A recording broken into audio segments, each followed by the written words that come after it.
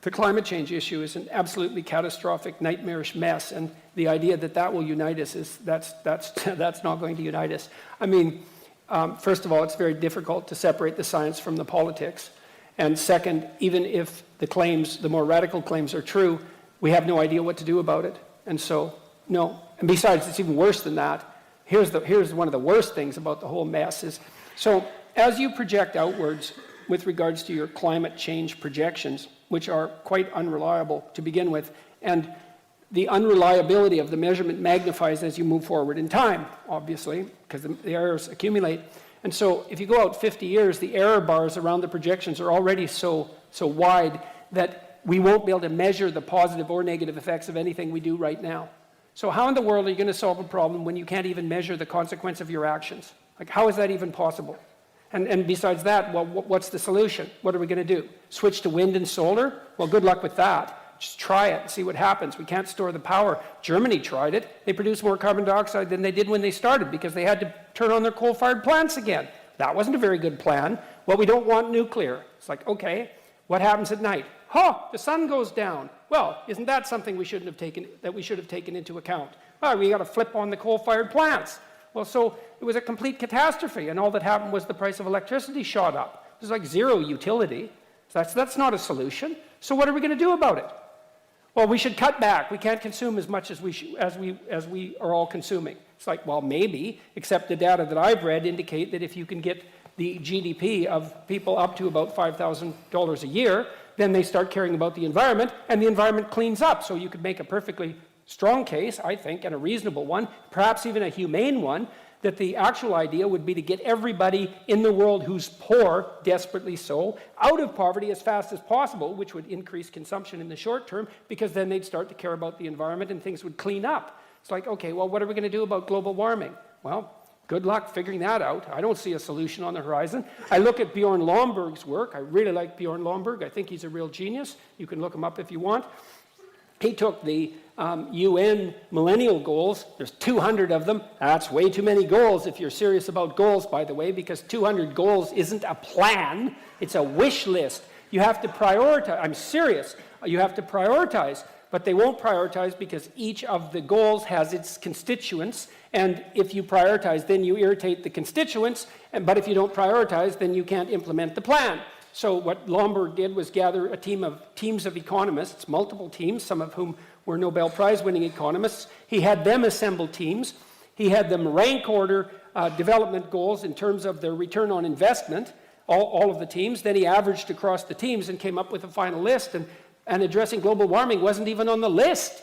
The most fundamental, he wrote a book called How to Spend $75 Billion to Make the World a Better Place, and that's not very much money on a global scale. Almost everything that he recommended had to do with increased child nutrition in developing countries.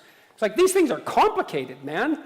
These are complicated. It's like, well, let's fix global warming. It's like, okay, well, good luck with that. First of all, how are you going to do that? And to think that will unite us, well, certainly not uniting us so far. So, no.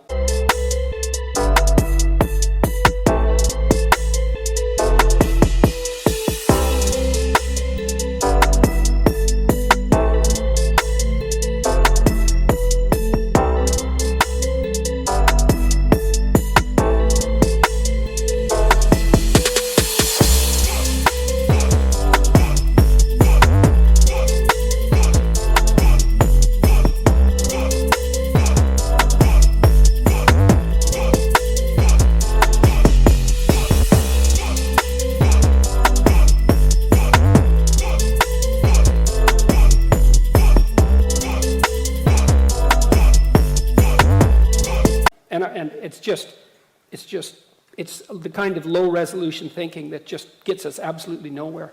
I like what Lomborg did way better. I think it's way more intelligent. So, maybe if you increase child nutrition enough and you produce another, 10 million geniuses as a consequence of that, and maybe one of them will figure out what to do about global warming. Well, I'm serious about that, It's not a bad thing to increase the total sum of human brain power, And so we treat these things so lightly. Well, let's fix the planet. Well, we're going to concentrate on global warming. Well, why global warming? Well, because everyone thinks that's the biggest catastrophe. Well, maybe it is, but if you don't have a solution, Well, and then what about all those other problems? What are you going to do about them? Well, we'll ignore them because we can feel good about, being concerned about global warming. It's like, one of the reasons, there's more trees in the Northern Hemisphere than there were 100 years ago. No one knows that, but it's true, and by a substantial margin. You know why, in part? Because people burned coal instead of wood. It's like everyone says, well, we shouldn't burn coal. It's like, okay.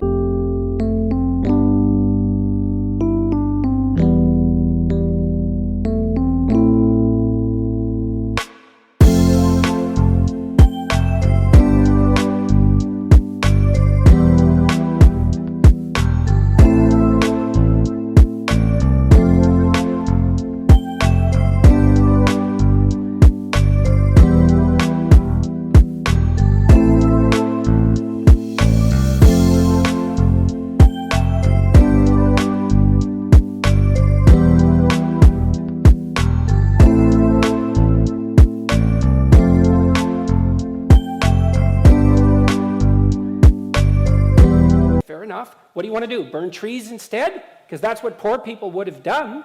It's like coal isn't good. Well, it's better than burning wood. So these things are complicated. So they're unbelievably complicated. And so, no, it's not going to unite us. And we're not going to do a damn thing about it either. So it doesn't really matter. So, well, what are we going to do? You're going to stop having heat? You're going to stop having electricity? You're going to stop driving your cars? You're going to stop taking trains? It's like, you're going to stop using your iPhones? You're not going to do any of that. And no wonder.